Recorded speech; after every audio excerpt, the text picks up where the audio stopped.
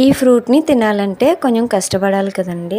Apple, banana చాలా ఈజీగా తినొచ్చు కానండి ఈ కాయని తినాలంటే తొక్క తీసుకోవడం కొంచెం కష్టం అవుతుంది. చాలా మంది చాక్ తో అడ్డంగా కట్ చేస్తారు.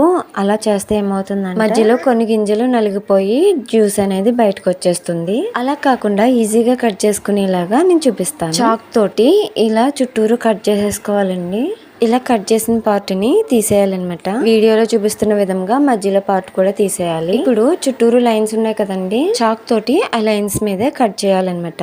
ఇలా చుట్టూరు కట్ చేసిన తర్వాత ఓపెన్ చేసుకుంటే చాలా ఈజీగా వచ్చేస్తుందండి. టైం కూడా సేవ్ అవుతుంది, ఒక గింజ కూడా నలగదనమాట.